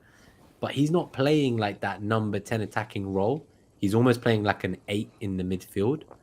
He's a bit deeper than he was before, and I'm not sure if, like, just because Ronaldo's gone that suddenly he's like the best attacking option at United. I'm still very keen on Rashford. I think he had a terrible 18 months before this season after his injury. And this season, he worked his way back into the England team. He showed why he should be there. He looked great. And I think he's going to carry on where he left off. And he was looking very good. So I'm super hot on Rashford. But what do you say to those who are maybe going for the double up? I've seen some teams with both Bruno and Rashford. Is that viable to attack the first 3 fixtures and think about your City midfielder later? No, I don't think so. Going too much on United. And again, they're just like all of the best teams. They have the doubles. They have good fixtures. So to go that heavy on United, I think is definitely too much. I am of the camp that thinks that Bruno will be highlighted, especially in these easier matchups. He won't play. He won't need to play deep against a team like Forest at home. It'll be. I don't know if Casemiro will play right away, but I don't think it really matters. I think it'll be Eriksen, Bruno, and then whoever that 6 is, if it's Fred or McTominay. Yeah, or McTominay, either one. Honestly, against Van de Beek, maybe. Yeah. No, I mean it'll probably be honestly, I don't know, because that's actually where Forest could hurt them, kind of like where Gibbs White plays, where that new Brazilian that they bought is going to come in and kind of play in that 10 area as well. Lingard will probably, I don't know if Lingard, is this a grudge match for Lingard? I'm not sure if Lingard will even start, but that's where Forest like to hurt you. So I think that 6th position could be important, but they're going to have that 6. They'll link through Eriksen, and Bruno should be pushed up higher. I'm not as high on the Rashford pick because I do think Rashford will be on that left-hand side with Martial playing at the 9. So when Rashford on the left-hand side, it's really going to depend on his mentality and his form, and I just don't know what to expect from him. And then it's not favored by the zonal matchups here. It's much more favorable on this in the center and right with 4.5 and 4.3 respectively. So I think send you my Bruno draft, the one without Rashford. I think you might like it. I do like a Bruno draft. With Bruno. I do like the Bruno drafts that I've seen. So yeah, I'd like to check that out. I love Bruno in this matchup. What about the United defense then? So obviously Dalot doesn't look like he's going to be fit for the start of the season. That leaves us with Luke Shaw at 4.8. I've seen some teams with David De Gea in goal. Any love for that? I feel like for me, it's kind of like is White versus Shaw, for instance, or Dalot if he was fit, as that first defensive bench option. Yeah. So I'm not sure. Like, I still think I'd rather have the Arsenal defender personally with their underlying numbers so far this season. Some teams have both, but again, it's like, I guess if you didn't have James and you were playing one of White or Shaw every week, maybe that could be your third defender between the two of them. I mean, think of the back line, right? It's going to be Lindelof, Maguire, Shaw, and Phil Jones. I don't know. They're trying to sell Wan-Bissaka this January, it sounds like. So I mean, I Varane think will come back, I'm sure, but maybe it's not great with Casemiro and Fred going deep. And we don't know how they're shaping up. So I'm not keen to start the United defender every week. No. And it's actually for the first few weeks, their fixtures are the best. So after the first 3, it's not that great. So maybe it is just the United attacker. Yeah, I think so. Cool. All right, let's go to the last matchup and then we'll do cap. So Leeds versus City, the big one. Do we triple up on City at the start? What does the matchup say? Or do we just go with 2 and keep our options open like I'm debating in my head? Look, I just want to look at the shocking shots model goal predictor. They're even. Leeds and City are even in the shots model goal predictor. They're basically the same attack for total shots taken. And when we kind of like dive into it, we see that City have the most shots on target in the last 6 matches with 34, but they only have the 9th best expected goals on target with only 8.5. So obviously that doesn't bode well, and that's why the shots on target model goal predictor actually favors Leeds to Man City, because Man City are not generating much expected goals on target with their shots. But I think this is like just kind of some misleading data from the last 6, maybe small sample size, maybe freak things, players being rested or what have you. I think I would tend to side more with the NetxG number and with the overall the FDR at 2.6 for Man City, negative 0.2 for Leeds. NetxG at 2.04 for City. It's the highest of the game week. I think when you put all the NetxG kind of takes all these metrics together, puts like 4 different metrics and puts them together. And so in these cases, I would side with that. Definitely strong favorites here. And you see the matchups, the zonal matchups, 3.8 on the left and 4.7 down the center. And that 4.7 down the center, I think, is also the highest zonal matchup, the best zonal matchup of the game week. And I think it just screams Kevin De Bruyne and Holland. And you know what worries me? Like, we're not going to gain any rank from Haaland captaincy, and who's going to be assisting him? De Bruyne. They have a telepathic connection, it feels. So going into the game week 17 with just Haaland and waiting to see on De Bruyne and Foden, I feel like by the time the City doubles come around, De Bruyne could have already destroyed my rank within those few weeks alone with these kind of matchups. So that is very concerning, if I'm honest with you. Because, yeah, like, how am I going to gain from City's great matchups if both Cancelo and Haaland are going to literally do nothing for my rank if they do well? So you're only going to gain rank from Man City from your third City asset that isn't Haaland or Cancelo. De Bruyne is 37.6% owned. Go without at your own risk. Yeah, but I guess Salah's similar. But I think De Bruyne will be higher owned than Salah. So I think De Bruyne will be higher owned. I think so.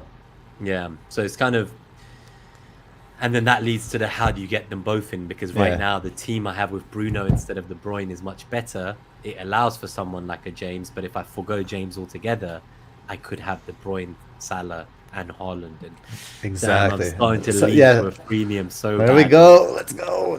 Salah is 32.8%, so De Bruyne is already higher, and then he'll start the week higher, more highly owned than Salah. There'll be some jokers who captain De Bruyne instead of Haaland to make rank up as well, so I'm sure that EO number will be higher than the ownership. Cool. Okay, let's go to we'll wrap up now. So here's the matchup summary. We'll just put it on the screen. For anyone listening on podcast, 1 hour 40-minute timestamp. You can have a look at all the matchups and the zonals and the FDR for this week ahead. It's obviously everything we just looked at in the matchups, but in one easy to see place. I'm going to recap really quickly for the podcast listeners. So the best attacking FDR for the game week is, according to the to Mariners FDR, is Manchester United at 3.6, then Crystal Palace at 2.7, then Manchester City at 2.6. The best left zonal matchup is Brighton with 4.8, then Chelsea with then Spurs with 4.5, then Chelsea at 4.4.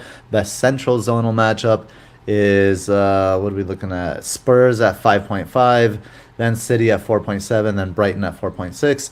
And on the right, the top 3 are United at 4.3. Wolves at 4.1, interestingly, and Liverpool on the right at 4.0.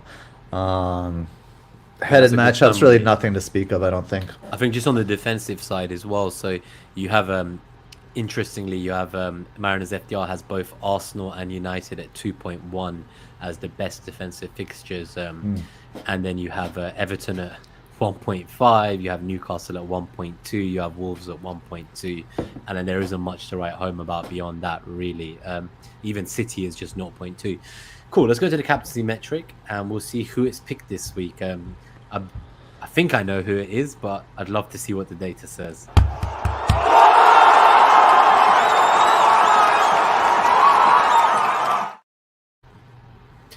All right, yep. So as predicted, it is Erling Haaland on 90 in the metric. We have Wilfried Zaha at 86, just 4 points behind him. I still think Zaha is a viable punt to have for the first few weeks, especially if we get word that he is playing striker. De Bruyne is there in third on 84. Saka is on 80. Fernandes on 79. Martinelli 77. Rashford 76. Kane 76. And going down the list with similar numbers, we have Trossard, Tony, Mount, Salah, Foden, Cancelo, and Trippier. I'm not obviously going to be captaining anyone apart from Haaland, so that's a certain. But I like to use the captaincy metric to see what players I have in my team. So not just who I'm going to captain, but do I have like at least 3 or 4 of the highest base players in the captaincy metric in my team in general? How many of these will you have going into Game Week 17, do you think, from the metric? Well, I mean, first and foremost, obviously the captaincy metric is on vacation with Mariner because Wilfried Zaha in second is just crazy. Holland, imagine how much Holland is highest, and then the difference is, I'm gonna skip Zaha, and the difference between Holland and De Bruyne is 6 points, so 90 versus 84. But imagine, so Holland, he didn't play in game week 14, and he only played 26 minutes in game week 15. So imagine how much higher Holland would be if the minutes were way up. But to answer your question, I'll have Holland, I'll have De Bruyne. Unfortunately, won't have Bruno. I have Martinelli, Salah, and Trips. So 5 or 6 of these, I guess, I will have in my side. Nima had to drop out for a second, so we'll just keep talking about this just a little bit.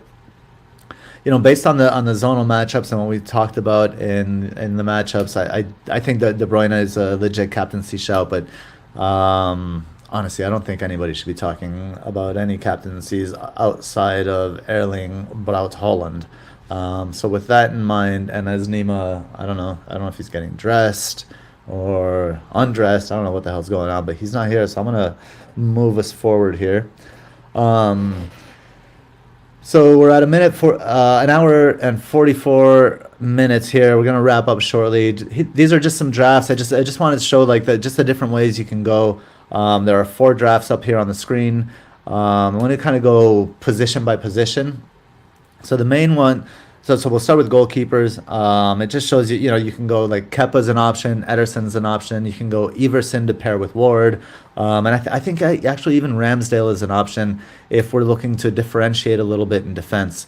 So if you go Ramsdale, obviously then you're not going for somebody like Ben White. But that means you can maybe keep Cancelo. You can bring other players in. You'll see Lisandro Martinez is in there. That's more of a placeholder for the defensive options. There are some 4 Actually, if you have 4.5 to spend, I'd probably prefer spending 4.4. You can get Botman. You can get Perrault.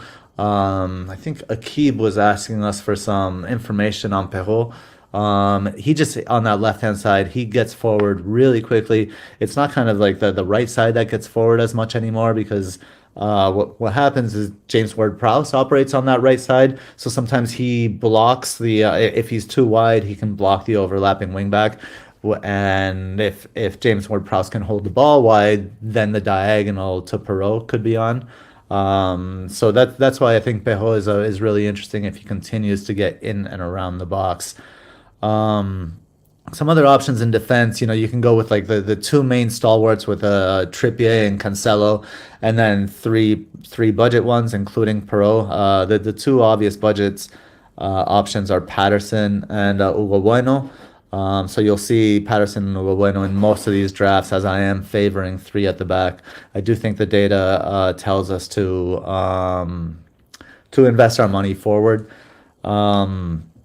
What else do we have here? You can go extremely cheap. That second one from the left there has Trippier, Patterson, Perrault, Martinez, and Bueno, and that's 5 4 really cheap options, and then you're doing the rotation thing. I do remind you the 4.5 option, Martinez option, is a placeholder, and I recommend the 4.4 option. Welcome back, Nima. Nima's rejoined us here. I think he got undressed and dressed, thankfully, before he returned to us. But the one player that isn't in, so I'm going, Nima, just to bring you up. I'm going position by position. Listening. Oh, you have it. Okay. Yeah. Okay. Yeah. So bloody grocery delivery arrived 45 minutes early. That's why the dog was barking. And he had like 4 boxes of shit to unload that I just thrown on the kitchen floor, probably melting somewhere. Eggs are broken. The milk is turning sour. Exactly. I'll deal with that after the stream. But yeah, the dog. So I was gonna say that the one defender that I think could be interesting is Fofana. Fofana's a 4.3. We don't know how nailed he is, so that's the risk. But Chelsea. He just got a 3 to 4 week injury yesterday. Take that back. No, we don't need to talk about that. Poor guy. He just has no injury luck, it feels like. But he would have been really interesting at that price point, but maybe a bit later in the season, I guess. Yeah. No, I love But these drafts. Yeah, no, these are like just different structures, as you were saying. yeah, and I brought people up. You can see, like, for those of you on the podcast, you can come back and see these drafts here. You know, the midfielders, we have kind of like the first one is the Spurs heavy one, so it has Kulusevski and Kane. In that one, I would probably go with Nketiah over Mitrovic to avoid the yellow card dilemma there. In that second one, you had just your on that note, sorry, yeah. there is one of the questions from the Discord, if we can get that one done out the way Yeah. as well, was having Kane and Mitro, both whom are on 4 yellow cards, stick or twist with just one. So I would in that twist first one. draft, you're twisting and just having Kane, for example. I think I would. I think I would favor just like it's too much risk because you are going to get some things wrong as well. And that's one thing that you know could go wrong, and then there's all the other things that you don't know could go wrong that probably will. So I would protect yourself there. The second one is that one that you were talking about. You know, it has Salah, Bruno, Haaland, and Kane.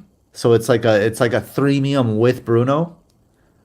And you know That for is example, very exciting. I guess the only missing player really is Cancelo, but then you have Ederson. Ederson. In place. Yeah, so it's just the Chelsea defense for the double game week is missing really and truly.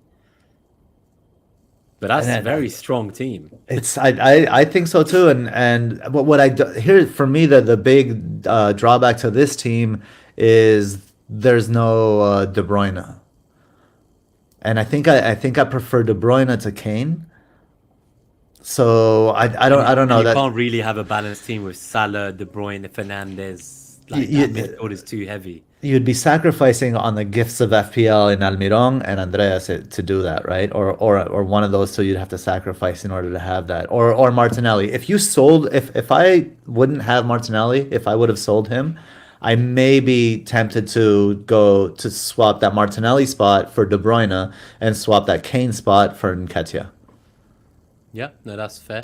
I think obviously it's really good to see different options, a bit of variety, but different structures with different amounts of money in each of the positions. I think let's take the last few questions that we've started from earlier in the show, and then we'll get out of here. But it's been a great episode. I feel like I've got my FPL juices flowing again. We're back in the flow, and I'm sure we'll all share our kind of updated drafts in the coming days leading into Boxing Day. So you'll be able to kind of see how our thinking evolves as a team, getting closer to that deadline. So let's just quickly go and check some of these start questions. So we had Sam Williams at the start of the show. He said he loved the Kulu as an option. And he actually talks about Bentancur suspended, injured, no Lloris, no Romero, Son not being great at the moment, Kane maybe mentally shot. Is Kulu a bad idea? Should he go with Saka or Mount to start? What are your thoughts there? I don't think Kulu's a bad idea. I think Kulu's it's like the catalyst that this Spurs side truly needs. I think they need for sure. They were, but I think Kulu is also a short-term option. I think you're looking, and then past the double, you might be looking to switch that. Like maybe you've learned something about Foden. Maybe Foden's starting again, but it's an easy switch because there are so many options at that price point. But I think Kulu's a great start. Nice. So we've got one from Mariner himself. Edison nailed, so I might go that way. I know what will happen in those doubles. So no clean sheets, that's what will happen. And Cancelo will get 30 points. And what will likely happen is it's not really a double. It's not really a double. Ake plays left back and friggin' Stones plays right back. And it's like not a double for anybody. But yeah, this wasn't really a question. I just thought I'd highlight it. And you obviously showed it in your drafts with Edison as well. And you saw what you could get with an Ederson over Cancelo. We saw like you get all those fat juicy premiums, and if one doesn't work out, you can always redistribute those funds quite easily. Get them to the 8 million bangs first. So Akib's question is about Kiefer Moore from Bournemouth. Obviously you mentioned they'd scored, I think it was like 10 goals in their last 6 games. They've been looking quite good since the new manager took over. I think he's just been made permanent as well over the break instead of interim.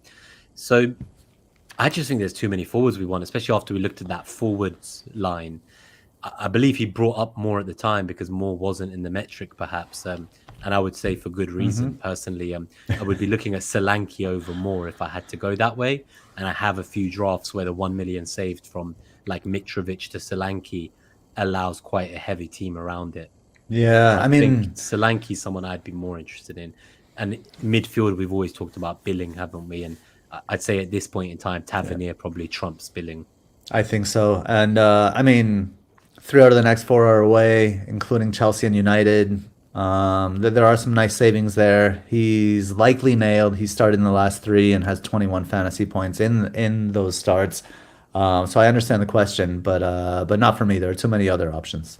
Cool. And the final question from FPL Trini. So 0.1 short of the team that they want. They're wondering if Bueno at 3.9 million downgrading to Brandon Williams at 3.8 could work, with Williams being a third bench option anyway. Yeah, why not? Yeah, I think it's unlike, like we saw already with the 5 substitutes, that even if your player doesn't start, they're likely to cameo. So I can't see many times we're going to need all 3 of our bench, even with a congested season. I would make your, if that's the case, I would make your 4th defender somebody like Ben White rather than somebody like Patterson.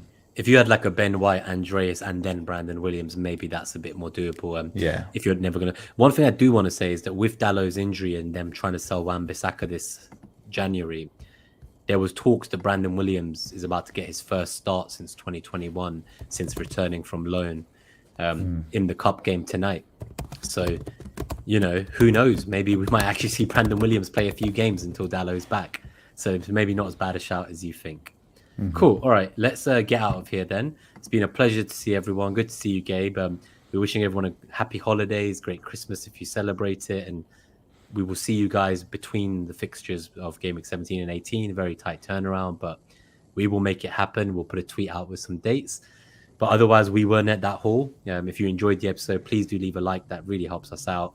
And if you're listening on podcast, please do leave a review on Spotify or Apple or wherever you listen. So. And Share your draft you all views as have well. really, like, we have 48 likes in this stream, so we're extremely grateful, really appreciative of everybody. Become a hauler, join the hangouts, tag us, and then we'll jump in there and get on a call with you guys. Let's hang out. Sounds good. Take care, everyone, and send in those drafts over the coming days as we get back into silly season and FPL returns full swing. But otherwise, enjoy your holidays, and we will see you all soon again. Take care. Bye. Bye.